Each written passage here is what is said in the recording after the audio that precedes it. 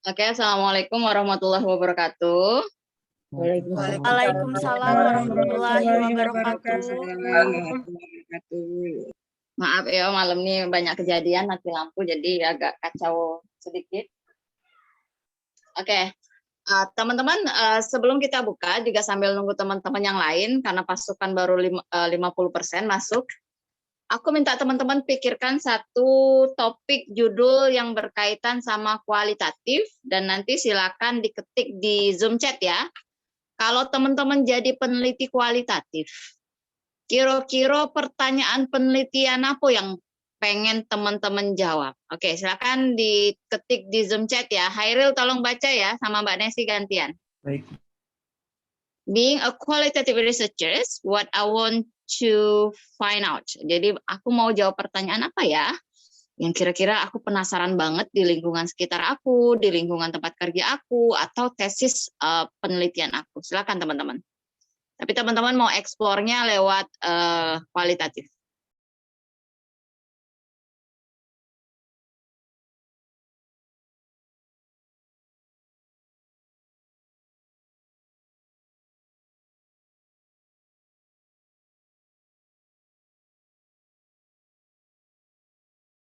Oke, silakan sambil baca. Hairil sama Mbak Nesi gantian.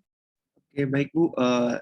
Ini dari Hairil sendiri, bagaimana kelengkapan sarana CTPS di sekolah dalam rangka pencegahan COVID-19. Ada dari Ibu Susilawati, mengapa pernikahan dini tinggi di wilayah Kabupaten X. Lalu ada dari Mas Idan, bagaimana persepsi masyarakat terhadap vaksinasi COVID-19. Ada dari Pak Jafar, penelitian deskriptif bisa menggambarkan lebih rinci. Ada dari Mbak Ika, analisis penerapan protokol kesehatan di sekolah. Lalu ada ada dari Kak Monik, yaitu jawaban pertanyaan mengenai bagaimana implementasi program antenatal care di Kota Palembang, karena AKI di Palembang 3 tahun terakhir naik drastis.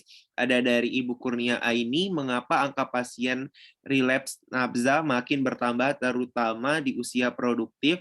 Ada dari Ibu Sri Yunida, bagaimana peran tenaga kesehatan dalam penanganan anemia pada ibu hamil.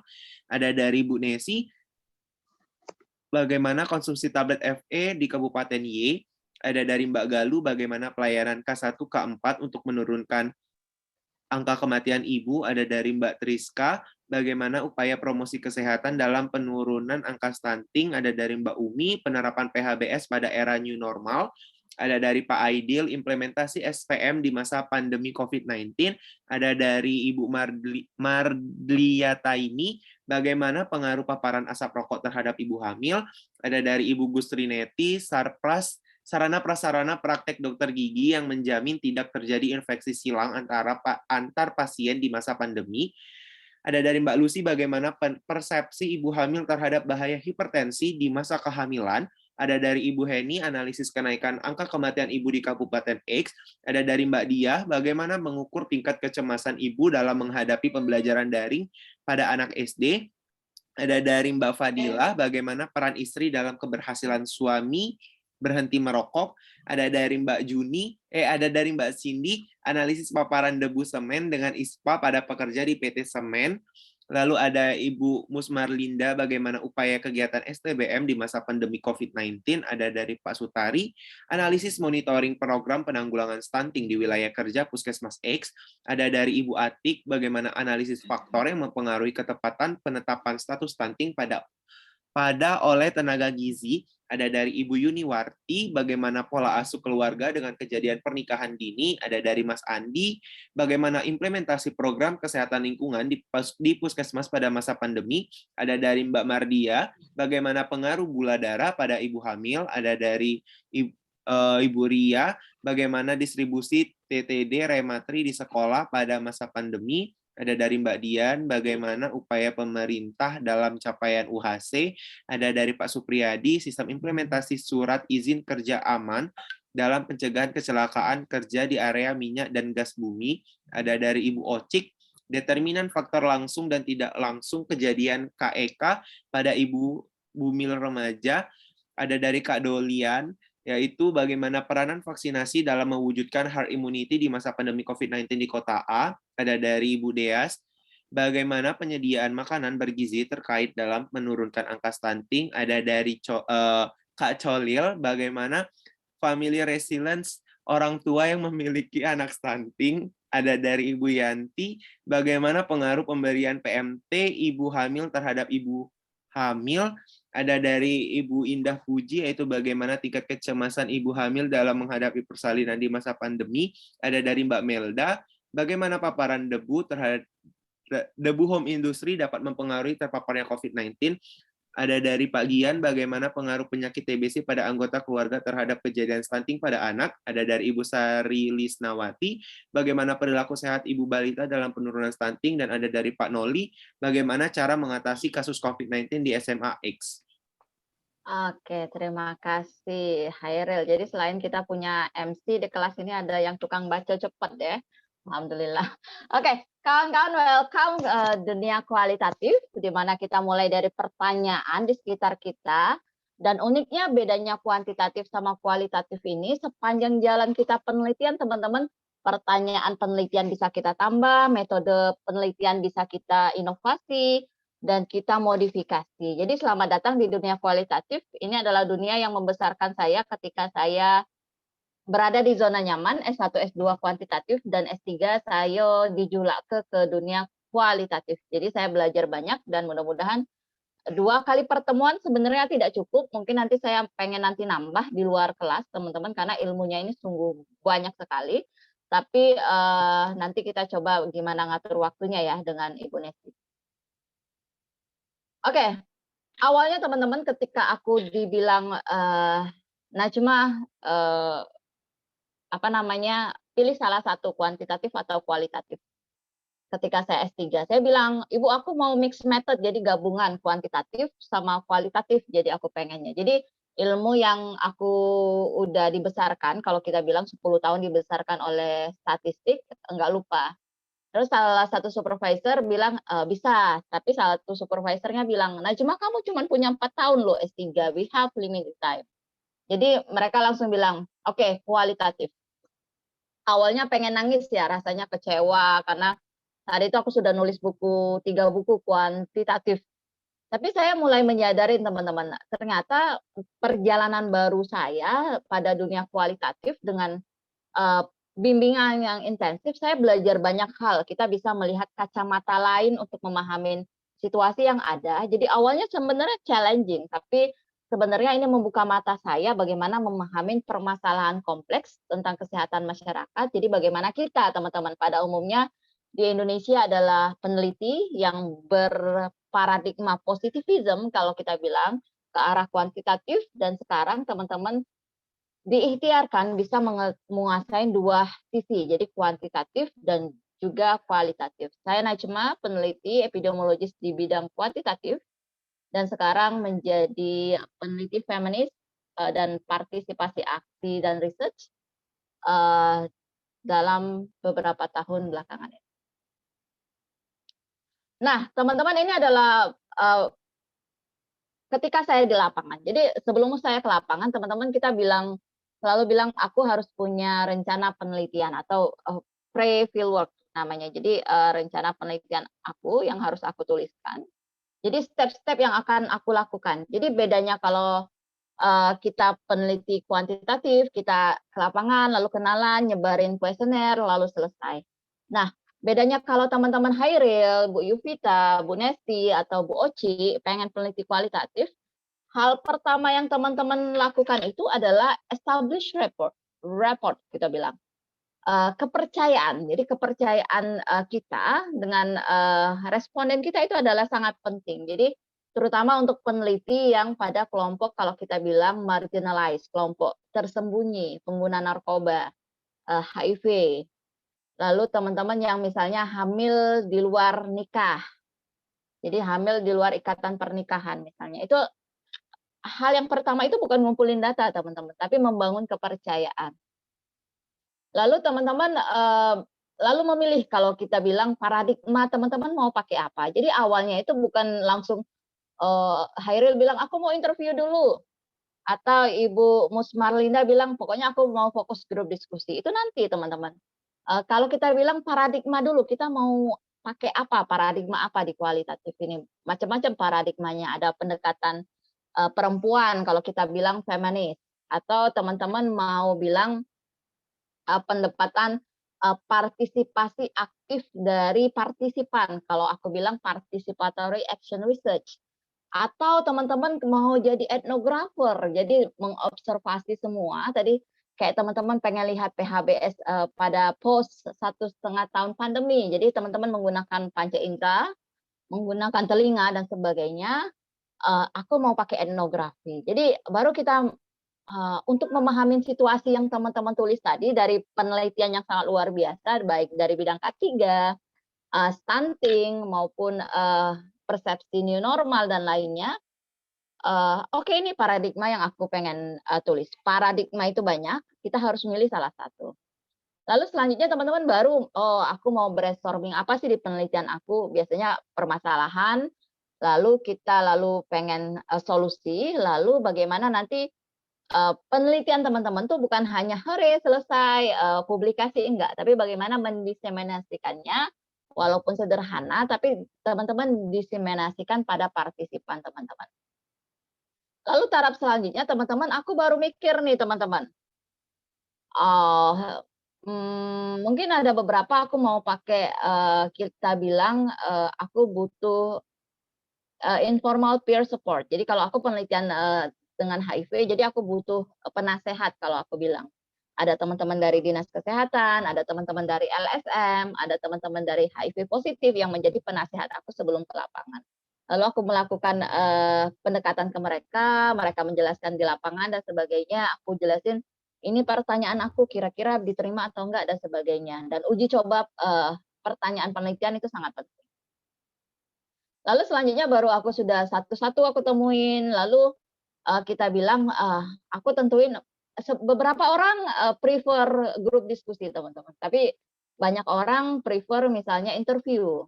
Atau ada juga partisipannya prefer, "Ibu aku mau drawing aja." Jadi kalau kita pakai pendekatan partisipasi aktif, aku menawarkan partisipannya nyamannya mau pakai apa. Nah ini adalah mapping sebelum aku ke lapangan teman-teman. Jadi ini kalau kita bilang pre-fieldwork journey. Jadi fase pertama aku mau ngapain, apa aku langsung guduk-guduk nih ke desa terus nanyo-nanyo itu. Nah kalau kualitatif mestinya tidak begitu teman-teman. Nah, ini gambaran saya aku bilang tadi, kualitatif itu harus ada kalau kita bilang research onion atau bawang, irisan-irisan bawang. Jadi bukan hanya misalnya Ibu Ika bilang, pokoknya aku nak wawancara, fokus grup diskusi, selesai cepet balik. Nah, bukan itu teman-teman. Jadi teman-teman harus diubah paradigmanya. Makanya saya selalu bilang ke mahasiswa, paradigma kamu apa? Karena paradigma di luar ini akan sangat mempengaruhi sampai ke dalam, ke dalam, ke dalam, ke dalam. Apa maksudnya? Oke, aku nih milihnya yang saya pelajarin awal itu feminist research. Lalu untuk ini epistemologi kalau bahasa mereka, bukan epidemiologi yo, epistemologi. Saya jungkir balik lah apa dia epistemologi, ontologi, whatever. Nanti teman-teman silakan lihat di Mbah Google. Lalu untuk memikirkan selanjutnya, aku sudah netapi epistemologinya atau paradigma aku penelitian. Jadi pendekatannya semuanya perempuan, teman-teman. Jadi teori yang aku pakai berarti sekitar feminis, tapi yang lebih spesifik. Karena aku pengen memberdayakan perempuan, jadi aku pakai empowerment in feminist research. Jadi aku harus cari teori dulu nih. Feminis ini banyak banget, teman-teman. Karena aku mau pemberdayaan, suara perempuan itu penting, lalu aku ketemu nih di feminis, bawahnya ada payung empowerment in feminist research. Nah, lalu selanjutnya teman-teman, kita baru ngomongin metodologi. Jadi layer terbesar ini, lalu aku masuk ke metodologi. Oke, aksinya mau apa? Ke lapangannya bagaimana? Jadi salah satu metode yang aku pakai adalah feminist participatory action research atau feminist partisipasi, aksi, dan riset. Kalau teman-teman lihat nih, awalnya feminis, teori juga ada feminis, metodologinya juga ada feminis. Jadi ada benang merahnya dari layer luar, layer selanjutnya. Nah, ini yang penting teman-teman. Baru misalnya Mardiatun mikirin, oh Bu, aku metodenya baru fokus grup diskusi, interview, visual, atau analisanya pakai tematik analisis, dan sebagainya. Lalu selanjutnya baru kita merencanain sebelum ke lapangan pasti aku harus ada persiapan. Kalau aku bilang pre-field work. Jadi uji coba pertanyaan. Jadi kalau aku kemarin di Auckland aku pilot project dulu. Jadi ibu-ibu itu eh, aku bilang bayangin kalau kamu jadi ibu positif HIV dalam kasus aku. Jadi mereka berpura-pura menjadi ibu positif HIV, lalu latihan wawancara, minta masukan dan sebagainya. Lalu aku baru pulang ke Indonesia, masih pre-field work, aku ke ibu positif HIV dulu, baru terakhir aku ke lapangan. Jadi kita nggak bisa penelitian itu guduk-guduk karena ada deadline, guduk-guduk lapangan, guduk-guduk, guduk-guduk. Jadi teman-teman kita nggak pengen teman-teman sudah capek rubbish in, rubbish out, ngumpulin sampah, ngolah sampah. Jadi ini teman-teman harus diperhatikan banget-banget untuk teman-teman yang memutuskan untuk penelitian kualitatif teman-teman. Kalau kita bilang metodologinya harus benar-benar dipastikan karena saling terkait satu sama lain sampai cara analisa pun saya harus melakukan pendekatan suara perempuan. Nah, aku tadi bilang salah satu metode yang kita bisa approach adalah partisipasi, aksi, dan riset, teman-teman. Jadi uniknya ini aku tetap harus bertanya, lalu aku mengembangkan rencana, lalu aku investigasi, lalu aku refleksi misalnya. Oh kayaknya respondennya kalau wawancara di puskesmas kayaknya dia nggak terbuka. Berarti aku selanjutnya kalau aku mau wawancarai tenaga kesehatan, aku nggak ke puskesmas, aku ajak aja makan di restoran tempat makan di sekitar puskesmas. Lalu aku bertanya lagi, terus apa yang harus aku diperbaiki, mengembangkan rencana, lalu aku ke lapangan lagi, lalu aku refleksi lagi, oh ternyata pas aku ngelakui fokus grup diskusi nih, Andi ngelakui fokus grup diskusi, di sana ada bosnya, di sana ada anak buahnya, misalnya ada kepala puskesmas, ada pemegang program, ternyata kawan-kawan pemegang program itu lebih diam kalau ada kepala puskesmas yang ngomong. Nah, berarti fokus grup diskusi selanjutnya, Andi harus memikirkan, berarti grup ini harus terpisah, tidak pacak, mungkin kepala puskesmasnya interview B, yang kawan-kawan pemegang program atau kawan-kawan pelaksana bisa kita fokus grup diskusi, karena intinya levelnya lemak sama lemak, karena kalau ada bos kebanyakan diem. Nah itu teman-teman. Jadi kalau partisipasi aksi research semuanya harus teman-teman pikirkan di lapangan. Dan juga metode penelitian lain. Kalau kita bilang reflection. Nah teman-teman baru aku bilang tadi metodenya apa? Jadi macam-macam teman-teman. Jadi familiar kita teman-teman ada interview, ada fokus grup diskusi. Nanti teman-teman kalau mau visual, jadi teman-teman tadi kalau aku lihat judulnya apa yang mirip-mirip yang mau bisa visual. Misalnya bagaimana penerapan pelayanan UHC di kabupaten. Apakah mau teman-teman lihat secara visualnya, bagaimana pasiennya, apakah dan sebagainya, atau misalnya teman-teman mau lihat bagaimana penyediaan makanan bergizi terkait dalam menurunkan angka stunting. Oh, berarti aku butuh foto makanan ibu setiap hari yang mereka foto, lalu aku kirim ke aku, lalu aku analisa selain teman-teman melakukan food recall. Nah, ini yang harus dipikirkan. Atau teman-teman pengen lihat bagaimana misalnya surat izin kerja aman atau SIKA dalam pencegahan kecelakaan di area minyak dan gas bumi.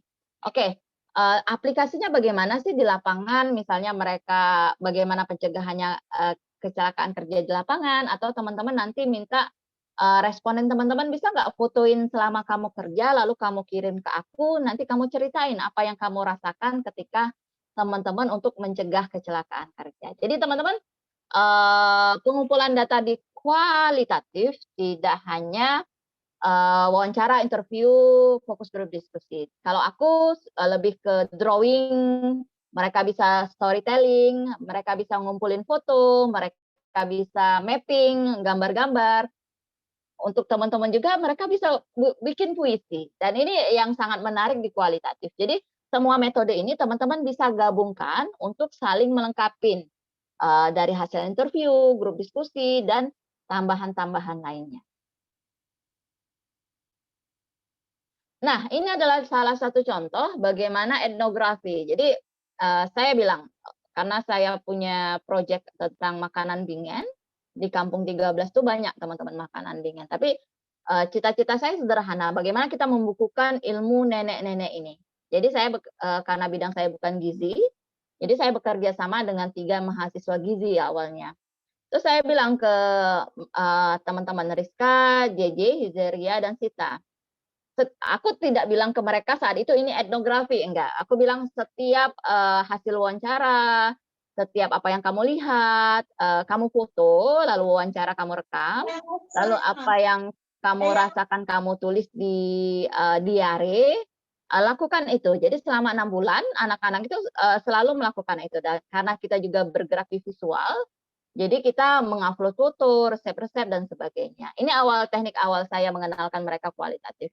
Lalu selanjutnya baru kita tulis teman-teman dari resep, dari pengalaman mereka dan sebagainya. Lalu jadilah buku ini. Jadi ini adalah salah satu metode etnografi yang saya lakukan. Jadi anak-anak itu ke rumah nenek satu-satu, ke rumah neneknya lebih dari 1 kali, melihat dapurnya bagaimana, ada yang bersih, ada yang kurang bersih, ada yang tertutup atau enggak dan sebagainya. Jadi di buku ini kita bahas dari sisi gizinya juga, dari sisi higienisnya juga, selain kita mengabadikan ilmu nenek-nenek itu. Jadi teman-teman everything itu bisa jadi knowledge kalau kita bilang, jadi pengetahuan, dan kita tugas teman-teman sebagai mahasiswa bagaimana mengabadikannya dalam sebuah tulisan. Lalu akhirnya bukunya jadi dan sudah kita serahkan ke Sekda dan sekarang lagi follow up untuk kegiatan lainnya teman-teman. Dan ini awalnya dari visual method. Jadi salah satu metode kalau di kualitatif itu adalah metode visual, dan manfaatnya bedanya aku, Pak Noli, misalnya aku kalau wawancara sama Pak Noli ya, intinya cuman aku sama Pak Noli yang tahu apa hasil wawancara aku.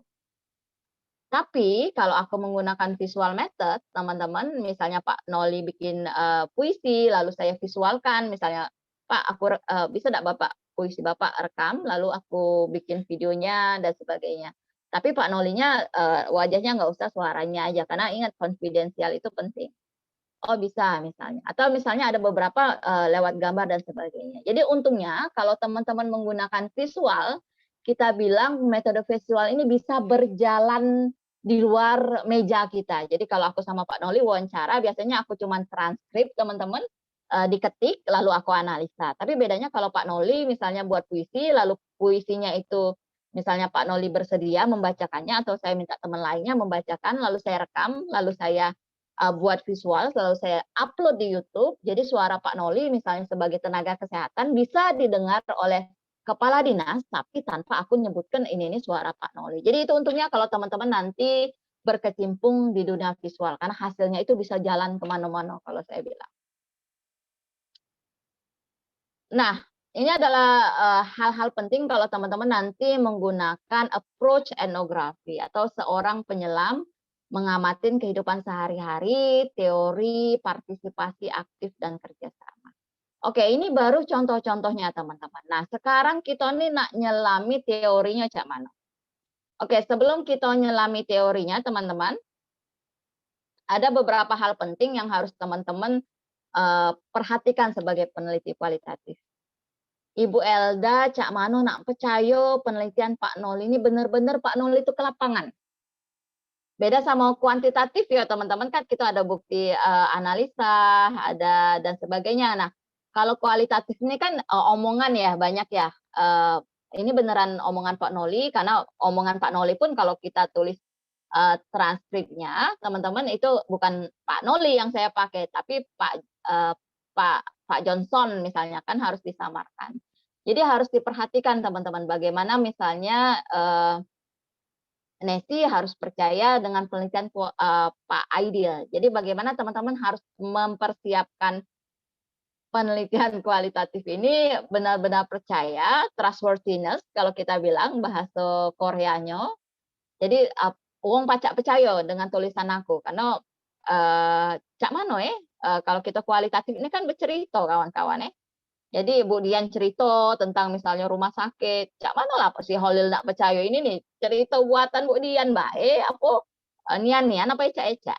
Nah, kredibilitas. Jadi teman-teman kalau udah mulai memutuskan peneliti kualitatif, Holil, Harus nulisnya dari sekarang benar-benar, karena itu akan menjadi kredibilitas orang untuk percaya tulisan kita, teman-teman.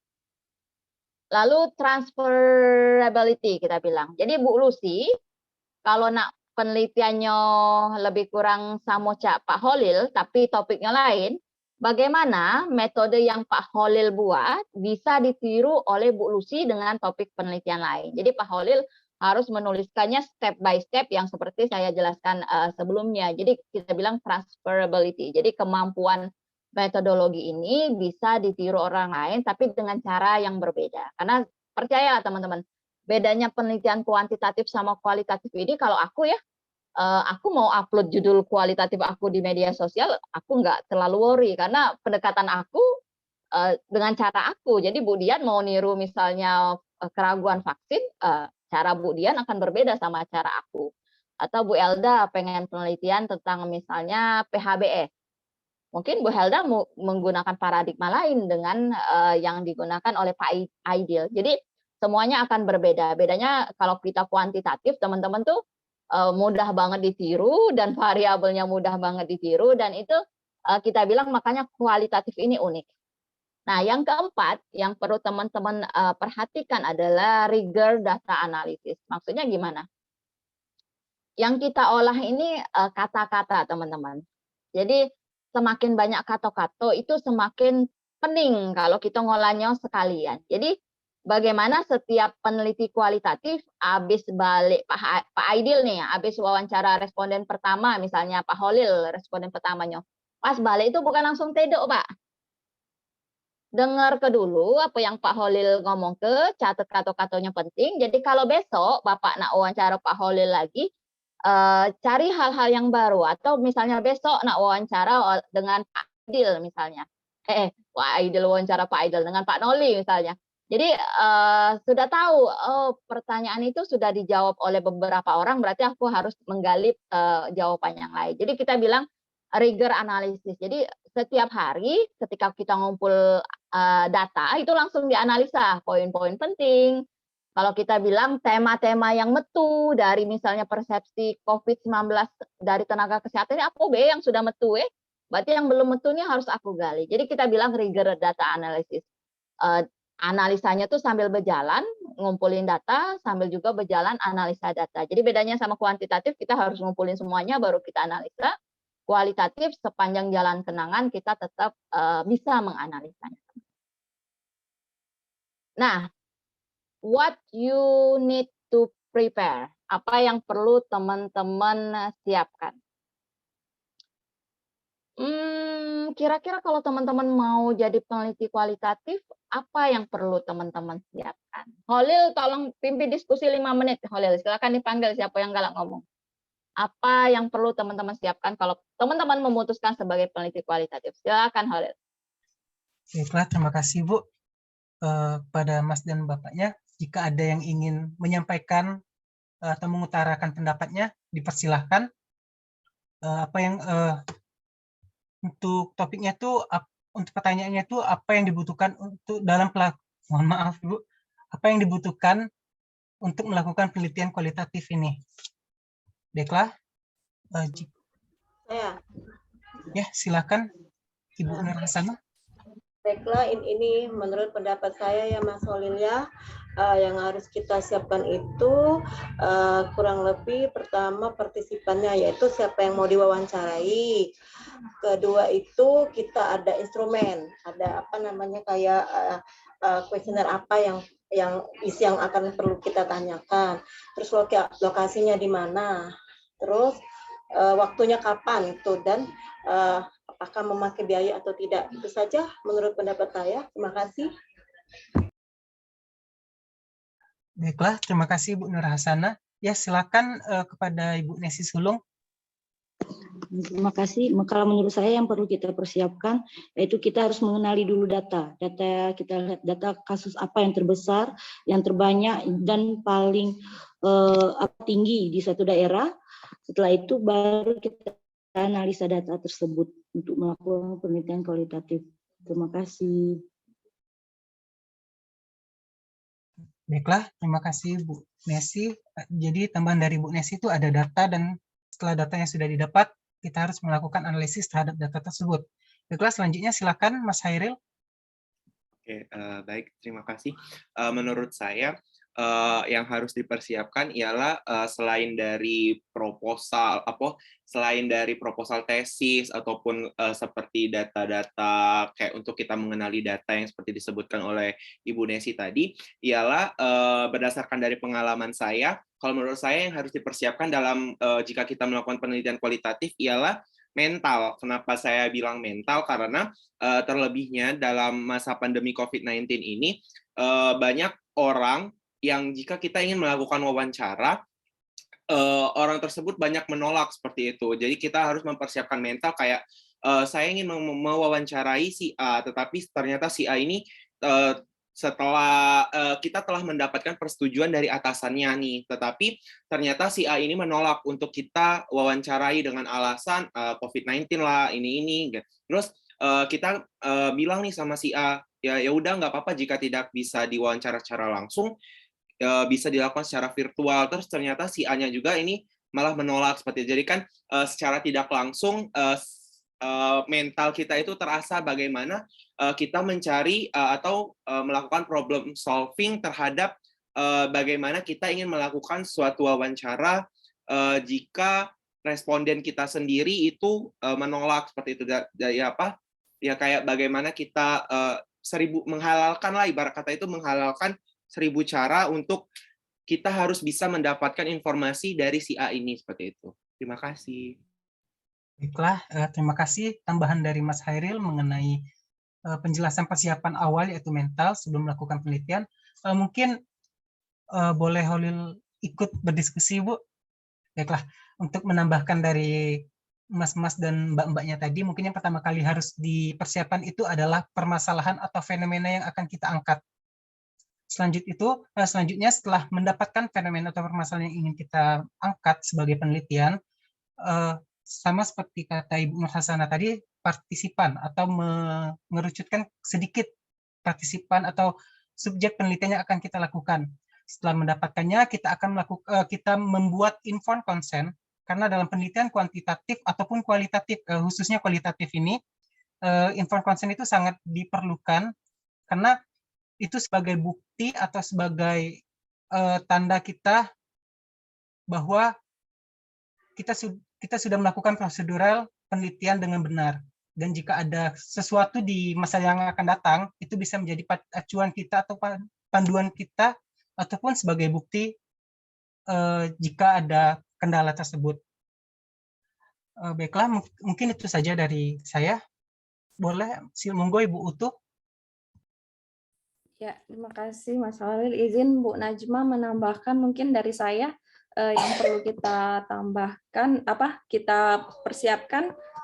Yang pertama adalah referensi atau literatur sebanyak-banyaknya tentang penelitian kualitatif yang kita ingin teliti seperti itu. Mungkin itu aja tambahan dari saya. Terima kasih. Baiklah, terima kasih Bu. Monggo Mbak Ati. Terima kasih Mas Holil. Mungkin hampir sama dengan Bapak Ibu tadi, cuman sedikit menambahkan. Pertama, apa yang mau kita teliti. Yang kedua, menentukan metode pengumpulan data. Yang keempat, menentukan informan. Selanjutnya, mempersiapkan pedoman, contohnya seperti pedoman wawancara mendalam, FGD, dan observasi, atau mungkin ada metode-metode yang dibilang sama Ibu Nazma tadi. Selanjutnya mungkin informed consent juga diperlukan. Nah, sekian, terima kasih. Baiklah, terima kasih Mbak Ati. Silakan Mbak Melda.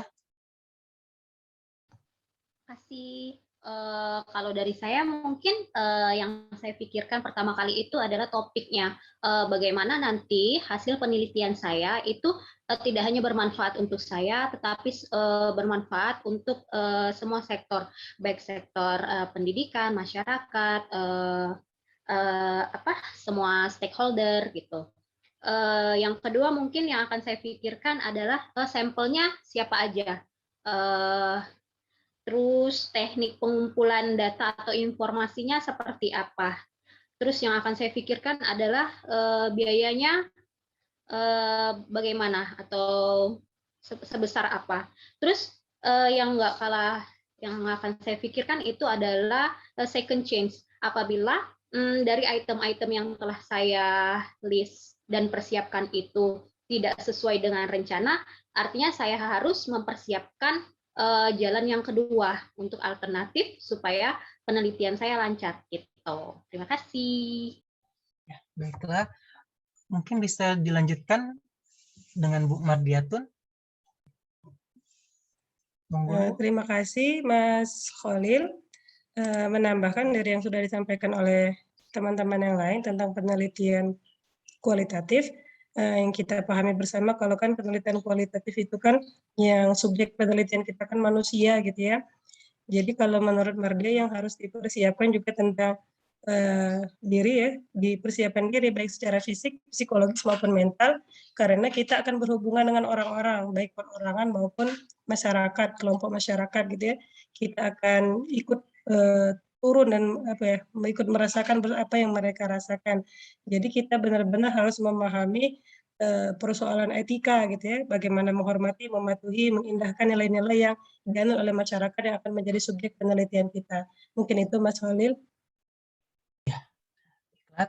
Terima kasih Ibu Mardiatun. Silakan Mbak Nurobika. Terima kasih Mas Khalil. Assalamualaikum warahmatullahi wabarakatuh. Izin Bu Najma, saya cuma ingin sedikit menambahkan yang sudah disampaikan teman-teman tadi. Benar kalau menurut saya juga yang pertama yang harus kita lakukan untuk melakukan penelitian kualitatif ini adalah pertama kita harus tahu dulu masalahnya. Jadi seperti yang disampaikan Bu Nancy tadi, jadi kita harus tahu dulu data di daerah mana yang paling tinggi untuk kita mengangkat permasalahan tersebut.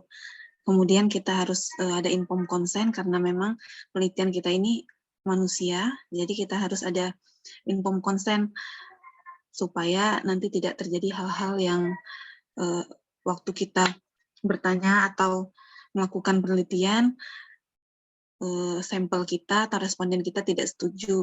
Jadi kita harus jelaskan terlebih dahulu sehingga mendapatkan persetujuan dari responden baru bisa kita mulai untuk melakukan penelitian.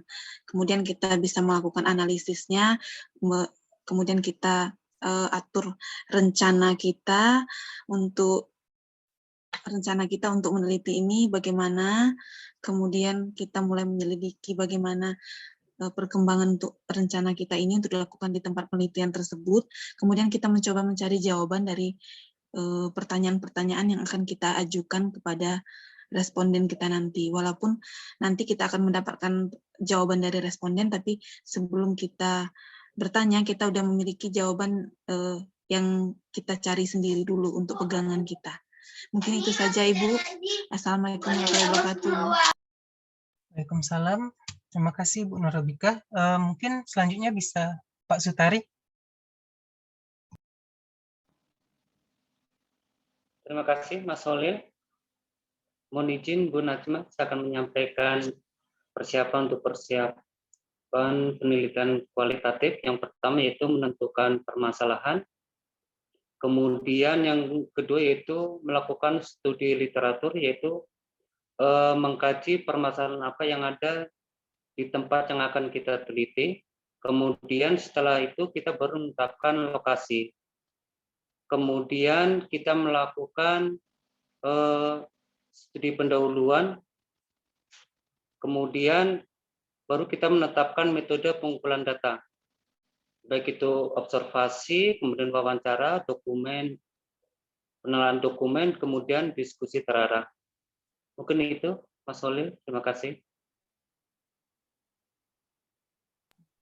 Baiklah, mungkin terakhir silakan Ibu Vera Susanti. Ya, terima kasih Mas Khalil atas kesempatannya. Izin Bu Najma. Yang disampaikan oleh teman-teman sudah sangat baik ya. Saya ingin tinggal menambahkan saja bahwa dalam persiapan itu kita perlu juga mengkonfirmasi data, apakah data yang kita peroleh itu sudah benar atau tidak.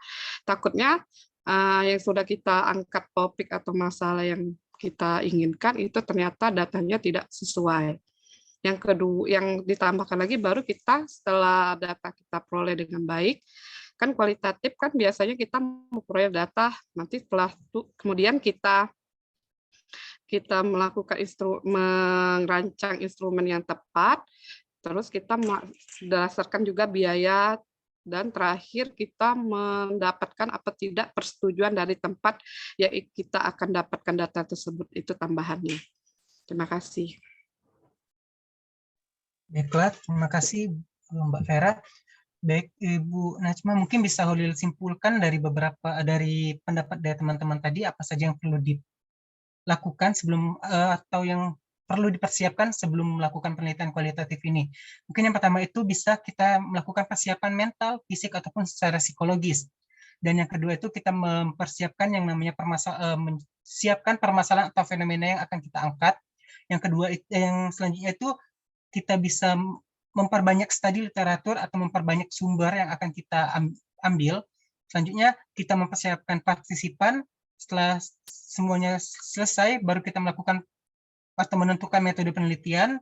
Selanjutnya, menentukan instrumen, lokasi, waktu, dan biaya. Dan setelah semuanya itu sudah ditentukan, kita membuat informed consent. Dan setelah melakukan wawancara ataupun observasi dan sebagainya itu kita mengkonfirmasi data yang kita dapat, dan selanjutnya baru kita menganalisis data. Dan ada tambahan dari Mbak Imelda tadi, jika terjadinya perubahan atau tidak sesuai dengan apa yang kita inginkan, adanya second chance. Baiklah, sekian Ibu Najma.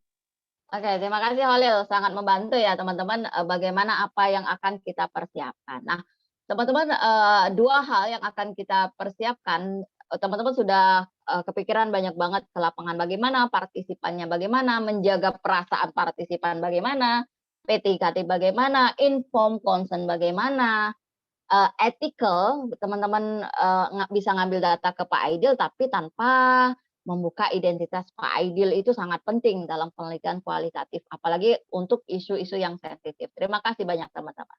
Nah, malam ini kita akan fokus bagaimana mempersiapkan, kalau kita bilang tadi research onion, jadi bawang-bawang irisan penelitian yang bakal teman-teman pilih, dan ini yang akan meng-guide, kalau kita bilang akan membimbing teman-teman dalam penulisan, baik ke lapangan, baik cara pemilihan partisipan, pemilihan analisa data, atau misalnya metode yang akan teman-teman lakukan, apakah hanya observasi, apakah hanya visual, apakah hanya wawancara, dan sebagainya. Jadi ini yang harus disiapkan dulu teman-teman sebelum kita mikirin teknisnya di lapangan.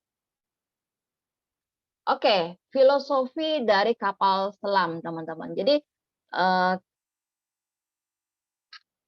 kita kadang mikir ya, kapal selam tuh ngapo teloknya di tengah, terus ngapo ada timunnya di pinggir ke, lalu ngapo harus tegenang nian di dalam mangkok dan sebagainya. Jadi bagaimana nanti teman-teman filosofi kualitatif itu sangat penting. Jadi bagaimana Holil memilih nanti paradigmanya apa, Ibu Elda memilih paradigmanya apa, itu sangat penting karena irisan bawang yang terluar itu akan sangat mempengaruhi sampai ke dalam, karena ini sangat dalam sekali teman-teman penelitian kualitatif. Jadi bukan hanya wawancara, fokus grup diskusi, tapi it will be beyond from that. Jadi bakal di atas dari itu. Nah, saya percaya teman-teman, kualitatif research itu unik. Apa yang Pak Aidil akan lakukan, misalnya apa yang akan Ibu Ika lakukan, apa yang akan Fa lakukan, itu akan unik satu sama lain. Jadi kalau kita bilang taste-nya itu beda, taste aku sama taste Ibu Mus Marlinda itu akan beda. Jadi everyone is unique karena aku akan menjawab penelitian aku atau penelitian teman-teman yang teman-teman tulis itu dengan cara teman-teman. Tapi tetap kita harus memperhatikan metode-metodenya. Nah, kalau kita bilang setiap every pieces of research is unique, dan aku akan punya unik metodologi karena aku bisa mengkombinasi sesuai apa yang aku inginkan, sesuai keperluan aku. Dan kita sebagai researchers, teman-teman, sebagai peneliti kualitatif, harus berani mengembangkan penelitian. Jadi kalau teman-teman nanti bilang, Ibu Najma itu lebih ke visual, karena itu yang membentuk saya di penelitian saya. Saya selain wawancara, fokus grup diskusi, setiap penelitian saya pasti ada visual methodnya, karena itu yang membentuk ilmu saya yang pertama, dan saya merasa itu penting dalam setiap perjalanan saya. Jadi kalau saya misalnya, kalau teman-teman nanti sidang, tesis, ini yang akan saya tanyakan biasanya. Nah, beda kuantitatif dan kualitatif. Nah, teman-teman seperti yang teman-teman sudah pelajarin, jadi beberapa poin yang akan saya sebutkan. Tadi kita sudah sebutin, kalau kualitatif, biasanya teman-teman akan lebih ke naratif, suara teman-teman, hasil wawancara, hasil buku diari. Dan lebih kalau teman-teman tadi humanistik, karena aku sama Holil, aku harus PDKT dulu sama Holil, apalagi misalnya aku pengen ngomongin tentang topik Holil, tentang apa Lil kemarin? Seksual sebelum nikah ya, Holil ya? Ya, seks pranikah sebelum. Ya, jadi itu isu yang sangat sensitif. Bagaimana kita harus PDKT dulu, setelah orang kenal baru dia akan cerita ke kita. Jadi kalau saya percaya Holil, pertemuan pertama saya dengan responden saya akan mendapatkan informasi yang berbeda setelah saya nemuin dia pertemuan ketiga, pertemuan 4, atau setidaknya setelah dia percaya sama saya. Lalu di kualitatif juga kita bilang nanti teman-teman ada participant observation, lalu generating teori. Jadi teori yang ada itu bagaimana kita nanti memodifikasi, mengkonfirmasi atau mengembangkan teori yang baru berdasarkan misalnya Bengkulu, kota tertentu, atau Palembang, atau Lubuk Linggau, atau Jambi, atau suku anak dalam. Jadi bagaimana teman-teman nanti bilang mengembangkan teori. Lalu umumnya kita interview, dan kata orang sih lebih subjektif. Tapi itu pentingnya peneliti kualitatif itu lebih dari satu orang, karena kita butuh pendapat yang lain. Beda sama kuantitatif, misalnya lebih general, lalu dihitung-menghitung, measurement, lalu survei, kita kenal, lalu ada definisi operasional, hipotesa, dan sebagainya. Nah, nanti teman-teman cari juga, jadi di kualitatif itu kita bilang ada critical social theory. Jadi bagaimana kita mengkritis teori yang ada, lalu kita menawarkan sesuatu yang baru. Atau teman-teman juga ada feminisme. Dan teman-teman juga akan berkaitan sama jurnal. Jadi catatan-catatan penelitian, kalau aku bilang, jadi kalau kita dulu zaman saya yang lahir tahun 80-an, kita ketika SD, SMP kita punya buku diare. Dan saya pun punya buku diari ketika saya melakukan penelitian kualitatif. Karena apa yang saya lihat, saya dengar, dan sebagainya itu saya akan catat di buku diari saya. Jadi ini yang umumnya akan teman-teman perhatikan. Nanti ada namanya grounded theory, lalu belajar menginterpretasikan. Jadi kalau teman-teman belajar biostatistik, kita sudah ada interpretasi baku untuk Krista rasio, lebih dari 1 meningkatkan resiko, kurang dari 1 mengurangi resiko, p-value 0,05 signifikan atau tidak, dan sebagainya. Tapi kalau kualitatif ini membutuhkan kemampuan teman-teman untuk menginterpretasikannya. Apa sih di balik story itu? Nah, teman-teman, sebagian dari kita memutuskan untuk melakukan penelitian kuantitatif. Saya percaya tidak ada yang paling hebat kuantitatif atau kualitatif, tapi saya harapkan teman-teman sekarang sebagai mahasiswa S2 menguasai keduanya, karena ini saling melengkapi satu sama lain. Jadi misalnya teman-teman mau melakukan penelitian tentang kejadian kecelakaan kerja. Oke, secara kuantitatif aku butuh angka dan sebagainya, kejadian berapa banyak, tahun kapan, apakah meningkat atau tidak. Tapi secara kualitatif teman-teman pengen tahu, kebijakannya sudah ada untuk pencegahan kecelakaan, kok kecelakaannya masih ada. Jadi teman-teman pengen mengeksplor jawaban itu. Jadi ini perlu teman-teman tidak bisa lakukan dengan tes statistik, tapi teman-teman butuh melakukannya dengan metode kualitatif. Jadi originalnya ini sih dari antropologi sosial. Makanya kalau teman-teman lihat antropologi sosial, biasanya dia melakukan metode etnografi, tinggal di sana. Jadi salah satu supervisor saya itu menguasai bahasa Bugis karena dia penelitian di Bugis. Jadi dia harus awalnya belajar bahasa Indonesia, lalu belajar bahasa Bugis. Jadi bagaimana bahasa itu penting karena mereka harus tinggal di sana dan memahami sesuatu sesuai kata teman-teman tadi topik yang pengen teman-teman jawab. Lalu teman-teman istilah lain dia bilang bahwa aku pengen sesuatu yang aku create dulu, sesuatu yang spesifik, lalu aku akan mencoba mengenerate teori yang ada. Lalu teman-teman kita bilang bahwa sosial ini kita bilang adalah, kalau aku bilang teman-teman, menjadi perempuan di Indonesia itu, menjadi perempuan Muslim di Indonesia itu akan berbeda kalau aku dibesarkan misalnya di Selandia Baru. Menjadi Muslim di Indonesia akan berbeda kalau aku sebagai Muslim perempuan dibesarkan di Arab Saudi. Jadi bagaimana kalau kita bilang itu socially constructed nature of reality. Jadi kenyataan yang ada teman-teman, bagaimana kita itu dikonstruksi, kalau bahasa kita bilang. Kita itu dibentuk oleh budaya sekitar kita, oleh agama sekitar kita, dan oleh keluarga sekitar kita. Dan untuk memahaminya, teman-teman harus seperti yang teman-teman bilang tadi, ada intimate relationship. Jadi hubungan antara Holil dengan anak-anak muda yang akan Holil lakukan penelitian itu sangat penting. Misalnya juga Bu Nesi sama Bu Oci, misalnya untuk yang teman-teman yang menikah di bawah 20 tahun mungkin akan mudah untuk wawancarainya. Tapi untuk yang tidak menikah tapi melahirkan, itu butuh pendekatan yang sangat ekstra, karena dia sulit akan menceritakan hal-hal yang sensitif. Jadi kita bilang ini tadi teman-teman bilang lebih humanistik, jadi lebih memanusiakan manusia. Jadi partisipan itu bukan hanya sebagai subjek ngumpulin data selesai, tapi kita ada hubungan human. Lalu bagaimana teman-teman ini terjadi di natural, situasi yang ada, dan bagaimana nanti teman-teman Pak Aidil meneliti apa yang terjadi di puskesmas atau di tempat kerja, itu ya sesuai yang ada teman-teman. Jadi kita tidak menambahin dan mengurangin, makanya kita butuh laporan penelitian, hasil visual, hasil wawancara, sehingga orang nanti akan percaya sama hasil penelitian kita. Karena beberapa orang bilang wawancara, cak mana yo bisa omongan dia, bisa kita percaya. Atau ketika saya penelitian teman-teman keraguan tentang vaksin, jadi setelah saya tulis teman-teman di New Mandala, jadi keraguan vaksin hesitancy. Lalu setelah aku selesai nulis paper, setelah penelitian, lalu saya masih iseng-iseng nanya ke orang-orang. Oh, jawabannya sama seperti yang aku tulis, misalnya, oh ide kita dengan virus corona tidak percaya, mak mana nak divaksin. Nah, oh ya sudah ya lah, aku tulis ke, berarti benar yang aku tulis ke. Jadi ada sesuatu kebahagiaan, berarti analisa aku ini memang mewakilin. Lalu ada juga yang bilang, ya yang penting vaksin untuk sehat dan sebagainya. Jadi ada yang percaya juga.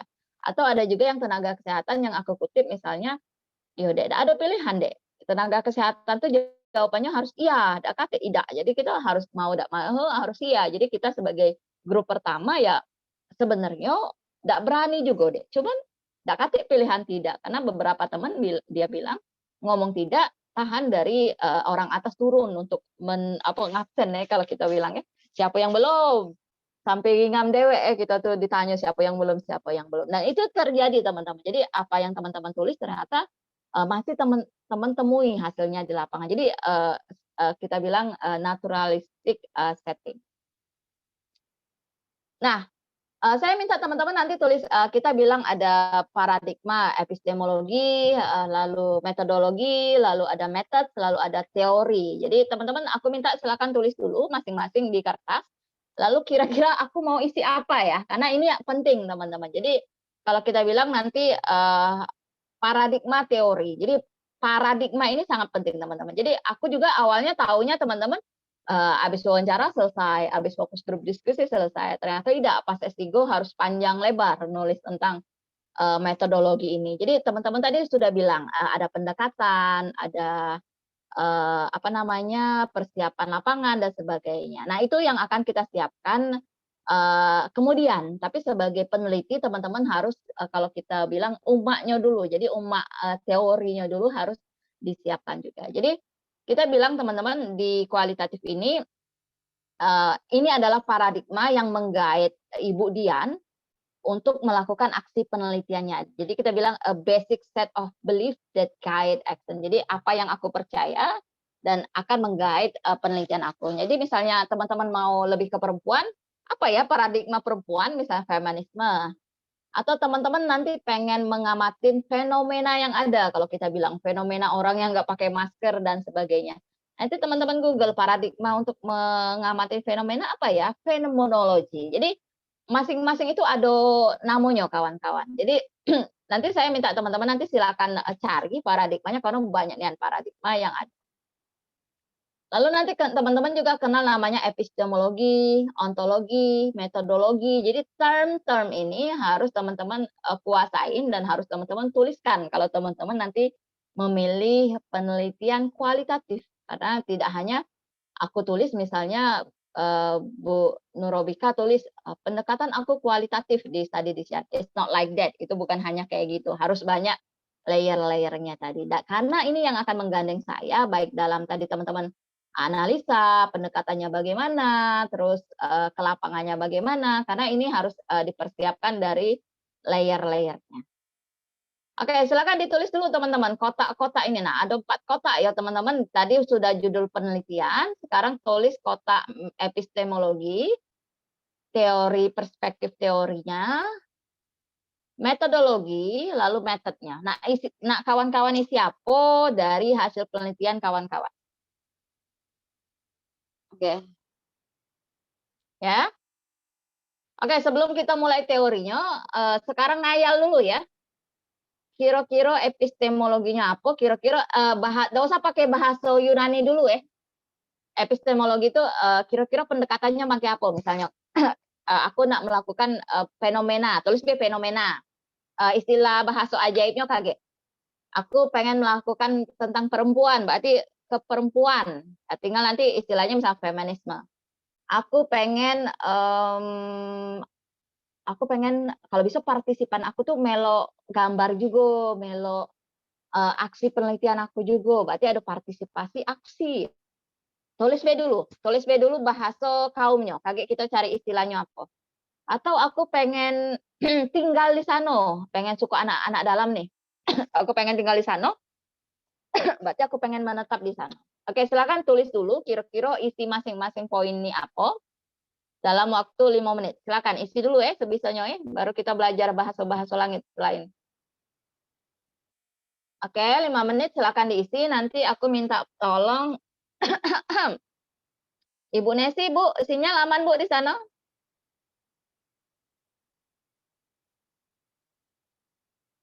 Halo Bu Nesi? Izin Bu, Bu Nesinya masih di toilet Bu. Kok baca tahu? Kami kan lagi penelitian Bu. Oh iya Mas. Kira janjian, oke. Aku minta tolong Ibu Imat ya Bu. Nanti teman-teman silakan apa ditulis di chat box atau dipanggilin siapa yang mau ngomong. Jadi kita ngayal dulu ya sebelum, karena teman-teman supervisor aku ngajarin sebenarnya aku paling pusing banget dengan istilah. Jadi dia ngajarin aku tulis dulu apa yang hendak kau di lapangan, hendaknya gaya apa. Kayak baru kita cari istilah kualitatif. Nah, gaya smackdown, gaya apa. Oke, silakan 5 menit ya tulis masing-masing.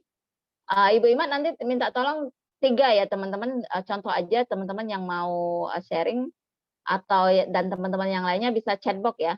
Kira-kira mau gaya smackdown-nya apa? Bu Imat ada enggak sana? Halo? Bu Nesi lah balik belum dari toilet? Baru keluar pintu Bu. Aduh, ya saman. Ya Bu. Mbak Bu. Ya, kakek minta tolong temennya 3 contoh gaya kualitatif yang akan dia pilih ke lapangan ya Bu Nesi ya. Silakan teman-teman kalau yang mau share. Yang lain silakan share di chat box nanti kita baca.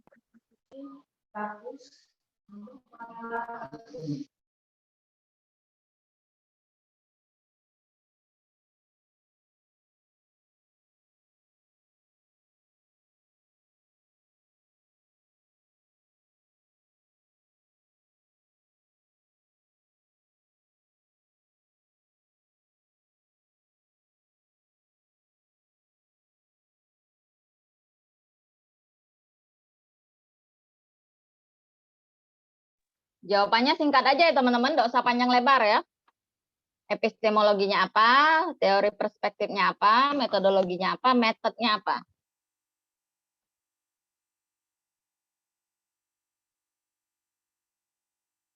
Singkat, padat, jelas.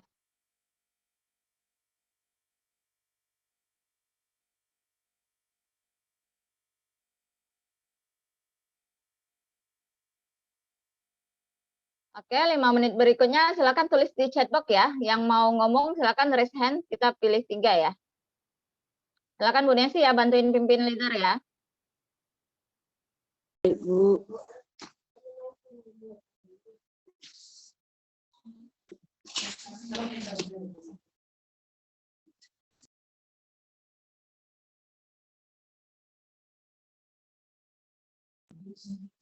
Ya, silakan teman-teman.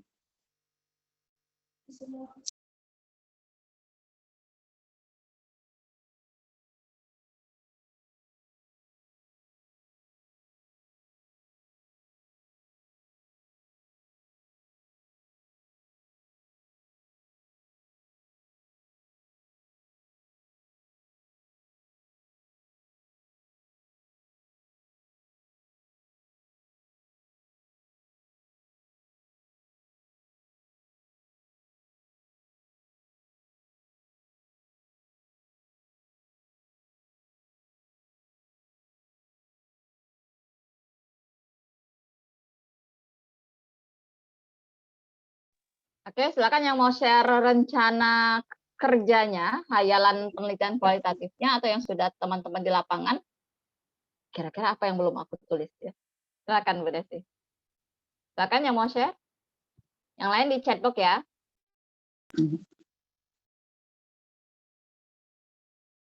Gantian coba yang belum pernah suaranya terdengar di mana nih? Ini pasti ada yang sambil guling, ada sambil meluk bantal. Mudah-mudahan yang kawin tidak dimarahi lakinya ya malam Jumat. Yasinan dek, yasinan.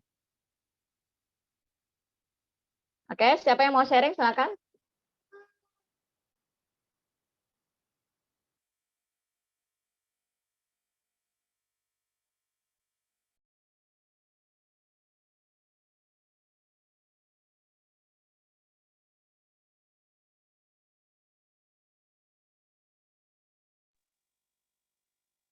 Ya, makanya belajar Maria gitu nih. Kalau belum paham tuh. Kalau paham galo, lah sekolah galo ini, lah S3 galo ini. Saya be paham, habis tamat be masih bergoyo-goyo ini. Oke, silakan yang mau share.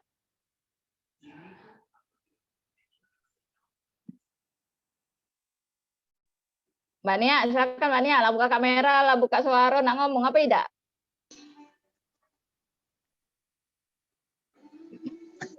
Udah jadi Bu, lagi salah. Tidak temen tuh. Tidak kata yang salah, tidak kata yang benar ya, kawan-kawan. Kualitatif ini yang salah kalau kita plagiat, itu baik. Mungkin Haidil Bu bisa Bu. Oke, silakan. Maaf ya Bu jika masih salah. Kalau itu epistemologinya mungkin kan rencana tesis Hairil itu ingin ngelanjutin dari skripsi, di mana skripsi kemarin itu tentang kelengkapan sarana CTPS. Mungkin epistemologinya itu dari construction Bu, ialah dari bentuk atau apa ya, kayak keberadaan sarana CTPS-nya itu ada atau enggak.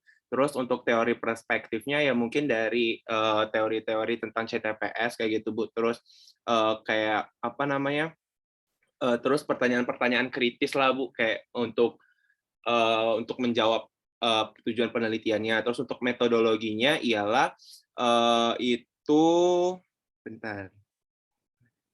Itu kayak survei research kayak gitu Bu. Terus selain untuk sarana CTPS-nya tadi juga Hairil itu kayak ingin mengetahui kayak etnografi dari warga sekolah ya, warga sekolah yang menempuh pendidikan itu baik dari siswanya, tenaga kependidikan maupun dari gurunya Bu. Nah, terus untuk metodenya Hairil ingin memakai observasi ialah untuk melihat sarana CTPS-nya, lalu ada apa itu namanya fokus deep interview di mana ingin mewawancarai dari tenaga guru, tenaga kependidikan dan siswanya, serta ingin memakai juga kayak foto voice, Bu.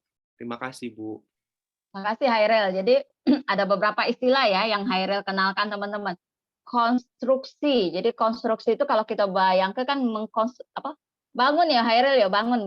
Kalau bayangan Hairil sekarang bangun sarana CPTS. Tapi lebih kurang makna kualitatifnya nanti bagaimana Hairil itu mengkonstruksi, membangun kira-kira persepsi anak-anak ini tentang cuci tangan penting nggak Kenapa ya anak-anak tidak cuci tangan? Misalnya di sana tuh ada cuci tangan kawan-kawan di sekolah, tapi kenapa masih tidak galak cuci tangan? Lebih kurang kayak gitu. Jadi bagaimana Hairil nanti mengkonstruksi pengetahuan baru, apa pemahaman anak-anak cuci tangan, apa pemahaman anak tentang menggunakan sabun dan sebagainya. Jadi konstruksi di sini kawan-kawan bukan konstruksi membangun bangunan, tapi bagaimana teman-teman nanti mengkonstruksi tentang persepsi. Kalau saya kan mengkonstruksi persepsi tentang keraguan terhadap vaksin, mengkonstruksi tentang kerentanan perempuan terhadap penularan HIV, tapi saya konstruksinya berdasarkan pengetahuan ibu positif HIV yang sudah tertular dari sang suami. Jadi konstruksi ya. Sama Hairil juga tadi mengenalkan foto voice, teman-teman. Jadi foto yang bersuara. Jadi bagaimana nanti Hairil di lapangan, teman-teman, kalau foto voice-nya bukan Hairil yang ngumpulin foto-fotonya, tapi Hairil melatih anak-anak sekolah itu buat foto-foto. Dek, topiknya tentang CPTS ya, Dek, ya. Kau silakanlah foto di mana baik, kaget minggu depan ketemu kakak. Dek, kau cerita ke foto-foto yang kau pilih, kau cerita ke apa maknanya. Nah, itu yang Hairil akan lakukan. Good trying, Hairil. Thank you. Yang lain, silakan. Kata yang salah, kata yang benar ya. Silakan nak nyambung. Bu, sambil kita nunggu yang nyoba, silakan tunjuk tangan, silakan dibaca dulu, Bu. Bu Nur Hasana, silakan Bu Nesi. Baik, Bu. Ini ada dari Bu Nur Hasana, fenomena AKI, penurunan AKI, kematian ibu melalui program pemeriksaan reproduksi Catin, metodologi kualitatif, metode wawancara. Dari Ibu Kurnia Aini, fase nafza, peningkatan angka relaf di usaha produktif, metode kualitatif, metodenya wawancara. Galuh Ismayanti, AKI, evaluasi implementasi ANC, metodologi kualitatif dengan wawancara. Teman-teman, kita tunggu tunjuk jarinya lagi ya. Jadi aku bahas salah satunya nih, Ibu Nur Hasana. Bu Nur Hasana tuh pengen fenomena angka kematian ibu ya, Bu ya, Aki ya? Ya, benar, Bu. Nah, jadi Bu Nur Hasana tuh pengen lihat fenomenanya kawan-kawan. Bidan lah banyak, Bu Ya, ya, Bu. Klinik lah banyak. Oke. Rumah sakit lah banyak, Bu. Oke. Obat lah banyak, Bu Jadi kenapa? Ngapu di Indonesia nih angka kematiannya itu tinggi. Kalau di Singapura itu misalnya di bawah 40 atau ada yang 10 per 100.000 kelahiran, kita nih di pojok 100 sampai 300. Nah, ngapo uniknya. Dan jadi Ibu Nur Hasana mau fenomena yang ada. Jadi Ibu kaget Google, Bu namanya fenomenologi, Bu. Fenomenologi bahasa kualitatifnya ya. Lagi Ibu baca-baca. Jadi Ibu ada namanya pakar namanya fenomenologi. Jadi cak mana sih nurunin angka kematian ibu ini berdasarkan konteks Indonesia dengan kompleksitas. Mungkin nanti Ibu Nur Hasana akan ketemu ternyata Bu rujukan kita ini ribet nak matilah misalnya. Atau misalnya Bu, kalau ibu-ibu nih di daerah tertentu kalau merasa aman-aman tidak ke rumah sakit Bu, karena dia pengennya bidan terdekat. Sayangnya misalnya bidannya yang belum terlatih, apalagi misalnya Bu sekolah sekarang kan muda ya bidan, beda zaman kawan-kawan dulu katanya harus target bantu ibu melahirkan banyak. Kalau sekarang kan banyak mahasiswanya. Jadi kesempatan untuk latihan itu sangat terbatas. Jadi itu mungkin skill health workers-nya yang tidak bagus dan sebagainya. Jadi ibu akan ke lapangan, liatin klinik, lalu wawancara ibunya. Mungkin ibunya yang kalau ibunya meninggal, misalnya ibu akan mewawancari keluarganya, ngapo sih sudah tahu hipertensi misalnya Bu, masih nak ngelahir ke di bidan tulang. Nah itu yang pengen Ibu Nur Hasanah jawab. Good job Bu. Terima kasih Bu. Oke, silakan Bu Nesi.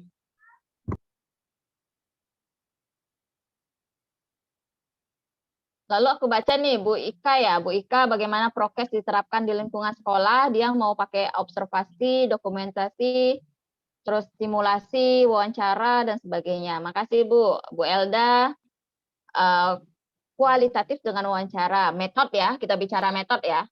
Terus Pak Supriyadi, wawancara sama cek dokumen. Nah ini sangat menarik teman-teman. Jadi untuk penelitian kualitatif teman-teman, saya sarankan, kalau pendekatan kayak Pak Supriyadi, tahap awal kalau bisa analisa dokumen dulu. Jadi baru kawan-kawan sudah tahu permasalahan, sudah tahu apa dia dokumen-dokumennya, baru teman-teman melakukan wawancara dan sebagainya. Jadi teman-teman kalau saya bilang harus ada alur metode penelitian. Jadi misalnya awalnya ngumpulin dokumen, lalu analisa dulu, analisa nanti minggu depan kita akan belajar secara analisa, lalu baru misalnya wawancara dan sebagainya. Terima kasih ya teman-teman. Oke, ada yang mau speak up, Bu Nesi? Satu. Kata yang nunjuk. Kata yang salah, kata yang benar, kawan-kawan. Oke. Saya mau baca yang Bu Sofia Nesi. Aku salah, Ibu Bapak. Salah ngomong. Ya Bu, baik Bu Nis. Mohon maaf Bu, kurang masuk jaringannya kurang bagus di sini Bu. Ibu Sofia Nengsi, analisa faktor-faktor kesulitan perokok umumnya untuk berhenti merokok, tatanan pendidikan, metode kualitatif dengan wawancara. Ibu Desi Sumarni, kasus stunting, penyediaan makanan bergizi, intervensi balita stunting, metode kualitatif, metodenya FGD, wawancara mendalam, dan cek dokumen. Terima kasih Bu Nesi dan kawan-kawan. Nah kita mau belajar bahasa langit nih kawan-kawan. Jadi di epistemologi itu kita namain, kalau si Hairil tadi bilang konstruksionism, jadi mengkonstruksi.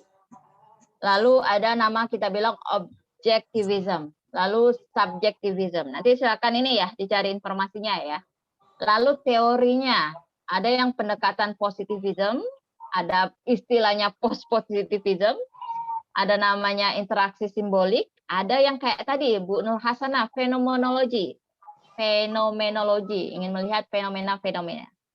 Atau lebih spesifik lagi, hermeneutik. Atau teman-teman nanti Hairil pasangan konstruktivism biasanya critical inquiry, jadi pertanyaan kritis. Lalu teman-teman bisa juga pakai kalau ke perempuan pendekatannya feminism. Terus ada juga istilah lain, post-feminism, post-modernism. Oke teman-teman, kita tidak akan mengeksplor istilah ini satu-satu ya teman-teman, tapi saya pengen jelaskan banyak sekali metodenya dan teman-teman harus memilih dulu salah satu ini baru lebih menspesifikkan tahapan-tahapan selanjutnya. Metodologi, kalau aku pengen observasi pakai etnografi, kalau aku pengen fenomenologi tadi pasangannya phenomenological research. Atau teman-teman mau action research, jadi kayak Hairil tadi konstruktivism pasangannya critical inquiry, bisa feminism, pasangannya action research, teman-teman. Nah, istilah-istilah langit ini, teman-teman, akan teman-teman pelajari berguyur setelah teman-teman memilih salah satu paradigma ini, lalu nanti cari konstruktivism apa ya paradigma yang bisa aku pilih, lalu spesifikkan, baru terakhir kawan-kawan tadi ngomong, fokus berdiskusi, observasi, sampling, dan sebagainya. Jadi, metode ini bisa dilakukan di banyak metode, tapi sebelum Anda ngomongin metodenya, sebelum Rizwa ngomongin metodenya, fokus berdiskusi, layer-layer ini harus disiapkan dulu teman-teman. Oke, selamat memahami bahasa-bahasa langit setelah ini. Nah, kita bilang ini adalah landscape dari penelitian kualitatif teman-teman. Jadi saya, peneliti itu, berasal dari Indonesia, dibesarkan sebagai orang Palembang, dan juga sebagai ibu pekerja, sekarang selain ibu rumah tangga. Dan saya dibesarkan oleh misalnya budaya saya, suami saya Jawa, tapi besar di Jambi. Jadi bagaimana itu akan mengkonstruksi saya sebagai peneliti. Jadi persepsi saya misalnya tentang ibu, persepsi saya tentang bagaimana merasakan kehamilan, dan responden saya turut merasakan teman-teman. Atau misalnya teman-teman pengen meneliti lelaki suka lelaki. Oke, aku perempuan ya teman-teman agak kalau teman saya berhubung dia perempuan, dia mentraining asisten research dari lelaki suka lelaki untuk mengumpulkan datanya. Tapi dia observasi juga. Karena itu sangat memperhatikan orang akan mau sharing sama kita atau enggak. Lalu teman-teman baru pikir tadi paradigma teori yang teman-teman akan guna, perspektifnya lensanya mana. Baru teman-teman mikir strateginya apa. Atau metodologinya apa kita bilang. Baru selanjutnya method of data collection, bagaimana mengumpulkan data dan sebagainya. Baru terakhir bagaimana nanti teman-teman menginterpretasikan hasil-hasil yang teman-teman akan lakukan. Jadi teman-teman yang sudah ke lapangan ya, nanti tolong dipikirkan ya, hal-hal yang ini yang belum diisi tolong ditambahin selagi berguyur di lapangan dan memperbaiki itu. Nanti beberapa kita baca lagi ya. Nah, baru terakhir teman-teman baru mikirin nih metodenya, mau ngumpulin data apa, interview satu-satu, fokus grup diskusi, melalui etnografi, tinggal di sana, observasi dan sebagainya. Tadi ada yang melakukan record keeping, menganalisa data-data atau kebijakan-kebijakan yang ada.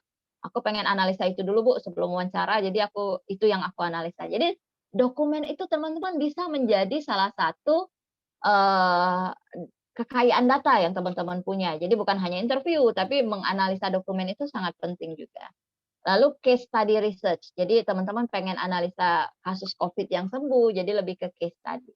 Dan sebagai tambahan teman-teman, kita pakai visual, pakai photo voice, dan metode yang lainnya banyak. Jadi ini adalah terakhir yang akan kita omongin teman-teman. Jadi layer-layer awalnya tadi tolong dipikirkan. Nah, ini adalah penjelasan singkat dari masing-masing metode, teman-teman tadi sudah kita diskusikan. Jadi ada observasi, ngumpulin data, ada etnografi, ada fokus grup diskusi, ada interview, dan sekarang lagi corona ini virtual interview. Jadi aku biasanya sebagian aku lakukan secara face to face, berhadapan, tapi sebagian aku melalui virtual. Jadi melalui call, WhatsApp call, dan sebagainya. Dan itu semuanya menjadi data, teman-teman. Nah, ini adalah beberapa poin penting yang perlu teman-teman lakukan. Yang saya tadi bilang, bahasa-bahasa langit ini, nanti teman-teman tidak semuanya harus dikuasain, tapi harus ditetapkan dulu. Kayak aku lebih ke feminism, jadi aku fokus ke sini dulu. Aku tidak menguasain banyak teori, teman-teman. Tapi aku satu yang aku kuasain, tapi aku bisa mengeksplor banyak penelitian dengan salah satu metode yang aku kuasai. Jadi kalau aku lebih ke feminism, lebih konstruktivisme, lebih critical teori. Mungkin teman-teman bisa metode yang teman-teman lakukan yang lain. Lalu ini tadi seperti kita bilang research strategi, jadi grounded fenomenologi dan sebagainya. Lalu baru teman-teman melakukan metode analisa. Nah, teman-teman nanti coba Google ya autoetnografi. Jadi teman-teman ternyata teman-teman bisa sebagai subjek penelitian. Jadi teman-teman kalau teman saya itu bilang menanyakan sesuatu tentang diri sendiri. Misalnya kalau kita konstruksi perempuan baik di Indonesia itu apa ya? Jadi teman-teman mengutarakan pengalaman dan sebagainya dari diri sendiri. Makanya kita bilang autoetnografi. Jadi istilah-istilah langit ini teman-teman nanti silakan di Google dan teman-teman perhatikan yang mana akan teman-teman pilih dan itu yang teman-teman pahamin atau kuasain. Jadi kita tidak bisa menguasain semua metode. Nah, kita bilang tadi research onion, teman-teman. Jadi setelah teman-teman tadi bikin yang teman-teman tulis tadi, kita bacain yang belum Bu Nesi, yang nulis tapi belum kita baca. Silakan baca dulu Bu Nesi. Ini ada dari Pak Aidil Fitrianto, implementasi SPM menggali informasi yang mendalam, mengapa, menggali motivasi, discovery, eksplorasi, insight, tindakan, interpretasi. Ibu Musmarlinda, fenomena penggunaan air minum isi ulang, analisa penggunaan kualitas air minum isi ulang, kualitatif, wawancara, observasi, FGD, checklist, video. Ibu Zulaiha Siti, AKI, faktor determinan terjadinya AKI, metodologi kualitatif, metode wawancara. Oke, terima kasih. Oke, terima kasih teman-teman. Nah, sekarang teman-teman pikirin ya layer ya, seperti yang contoh di awal tadi, kita butuh bikin research onion. Teman-teman rata-rata menguasai layer yang paling dalam, wawancara, FGD dan sebagainya. Nah, perlu teman-teman pikirkan nanti layer per layer yang tadi kita diskusikan sebelumnya. Epistemologinya apa, teorinya apa, lalu metodologinya apa, baru metodenya yang teman-teman tulis.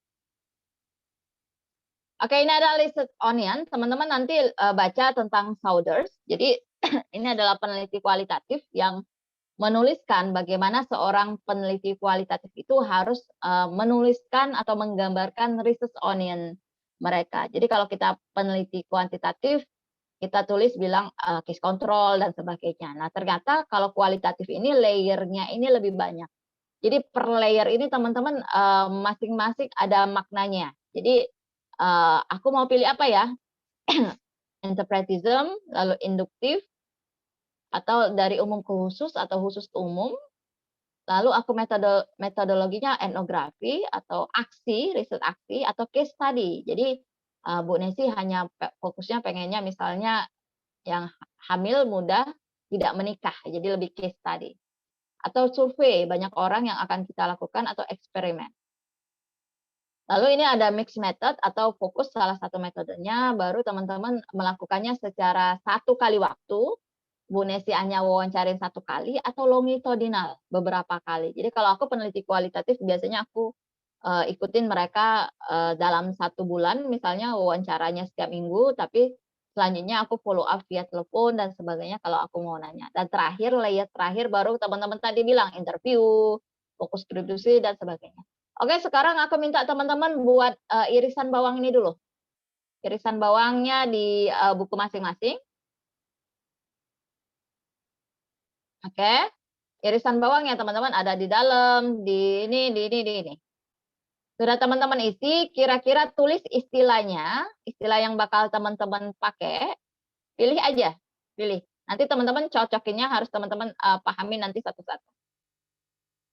Layernya apa, kira-kira strateginya, filosofinya apa, pendekatannya apa, dari umum ke khusus atau khusus ke umum, strateginya apa atau metodologinya apa, pilihan metodenya apa, apakah satu metode campuran, atau multi method kalau saya bilang. Jadi misalnya aku interview, fokus grup diskusi juga, visual method juga, berarti aku lebih ke multi method, teman-teman. Baru terakhir metode yang teman-teman lakukan. Oke, sudah tulis bawangnya. Silakan tebak gulipat dulu istilah yang teman-teman bakal pilih, masukkan ke layer masing-masing, teman-teman. Yang menurut teman-teman sesuai dengan apa yang teman-teman tulis tadi.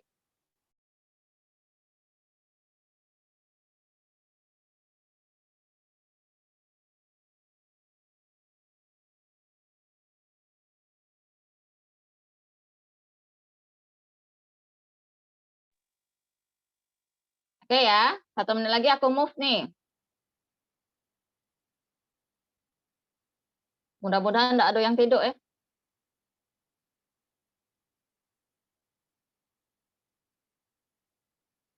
Oke, aku liatin satu contoh lagi ya teman-teman. Nah, ini adalah beberapa istilah langit. Jadi ontologi ini bagaimana kita memandang dunia. Ini bahasa filosofi ya teman-teman. Jadi bagaimana kita memahami realita yang ada, bagaimana kehidupan ini terjadi pada realitas sosial yang ada. Jadi biasanya pertanyaannya bagaimana sih sesuatu itu bekerja, bagaimana sesuatu itu how things really are, bagaimana mereka sih sebenarnya dan sebagainya. Ini adalah pertanyaan filosofi ontologi. Lalu teman-teman juga mengenal epistemologi. Jadi kalau tadi aku sudah penasaran tentang apa yang aku pengen jawab, apa yang harus kita lakukan untuk memahami dunia atau pertanyaan penelitian teman-teman. Itu istilahnya epistemologi. Jadi kalau kita bilang bagaimana nanti epistemologi akan menginformasikan framework teori yang bakal teman-teman gunakan. Jadi teori dari pengetahuan ini akan berkaitan sama perspektif teori yang bakal teman-teman gunakan dan metodologi yang teman-teman gunakan. Jadi setelah aku penasaran tadi ontologi, terus aku memutuskan bagaimana sih secara aku akan mengeksplorasi pertanyaan penelitian aku, lalu aku bilang, how do I know the world? Jadi bagaimana saya mengetahuinya, apa hubungan saya dengan sebagai peneliti, sebagai penanya, dan apa yang setelah saya ketahui. Jadi ini beberapa pertanyaan filosofi ya teman-teman. Lalu baru ke teori perspektif atau perspektif teori. Jadi setelah informasi penasaran tadi, metodologinya apa? Bagaimana aku bisa menjawab penelitian aku? Oke, how we should best collect the data. Jadi plan of action teman-teman, strateginya, proses, desain, dan sebagainya teman-teman harus cari teorinya yang ada berkaitan sama pendekatan teman-teman. Lalu selanjutnya terakhir, baru method. Tools-nya, jadi yang banyak kita bicarakan itu malahan tools-nya atau tekniknya. Bagaimana menganalisa data, bagaimana mengumpulkan data, dan sebagainya. Jadi selamat datang di dunia kualitatif. Silakan nanti teman-teman mengumpulkan apa yang teman-teman pahamin. Ini tidak mudah, tapi tidak juga sulit. Dan nanti silakan teman-teman kumpulkan research onion masing-masing di mapping selain kesimpulan. Karena ini akan membantu teman-teman menguasai salah satu. Saya tidak menuntut teman-teman menguasai semuanya karena ini terlalu luas. Tapi misalnya kayak Hairil tadi mau konstruktivism, berarti nanti pendekatannya ke arah mana Hairil? Silakan dicari informasinya.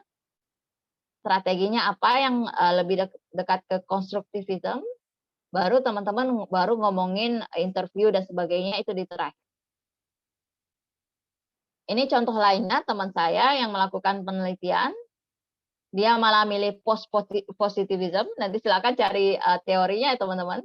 Lalu dia bilang dia induktif dan dia lebih memilih case study karena dia penelitian di maternal dan reproductive health di daerah rawan bencana.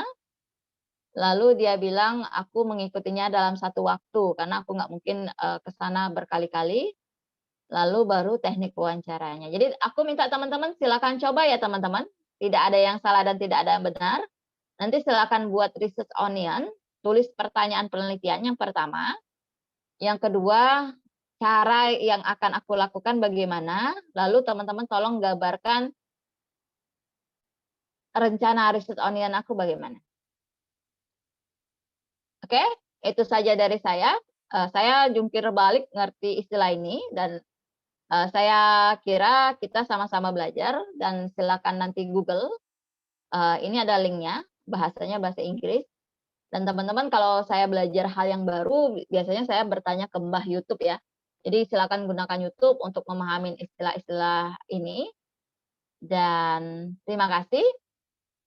Silakan baca. Teman-teman Google aja salah satu contoh penelitian kualitatif. Dan teman-teman bakal memahami bagaimana metodologi itu sangat penting di penelitian kualitatif. Itu saja dari saya. Lebih dan kurang saya mohon maaf, kepada Allah saya mohon ampun, dan saya balik ke Mbak Desi. Silakan Mbak Desi.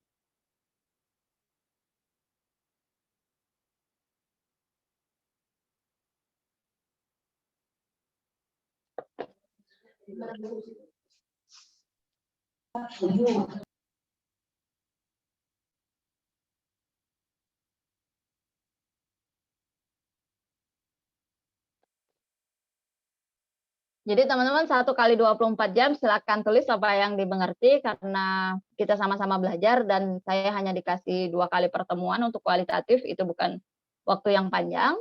Jadi silakan saling pahamin, misalnya teman-teman pilih misalnya ya postmodernism, lalu misalnya pendekatan etnografi, lalu baru wawancara dan sebagainya, tolong di-sharing di Instagram group apa yang teman-teman pahamin dengan istilah itu karena semakin banyak teman-teman sharing dengan pendekatan yang berbeda, kita akan sama-sama belajar. Jadi saya minta besok 1 kali 24 jam, berarti paling lambat lusa lah ya, dikumpulkan di Instagram masing-masing. apa yang teman-teman pahamin dari pelajaran hari ini, baik video maupun perkuliahan yang pertama. Yang kedua, jika aku peneliti kualitatif. Jadi silakan buat onion, research onion atau irisan bawang dengan istilah-istilah langit tadi. Dan teman-teman silakan tulis ya keterangannya apa, misalnya etnografi itu apa. Ada yang milik konstruktivisme itu apa. Bu Nur Hasanah, fenomenologi itu apa. Silakan istilah-istilah itu Bu nanti ditulis Bu ya di kesimpulan atau di mapping, dan saya harapkan ini adalah proses belajar mandiri, dan itu saja dari saya Bu Nancy. Silakan Bu. Jika ada pertanyaan atau kita akhiri kelas ini. Terima kasih. Izin Bu. Izin bertanya boleh Bu? Ya, silakan. Bu, untuk tugas besok lusa itu terakhir jam berapa Bu ya? Silakan sesanggupnya ya.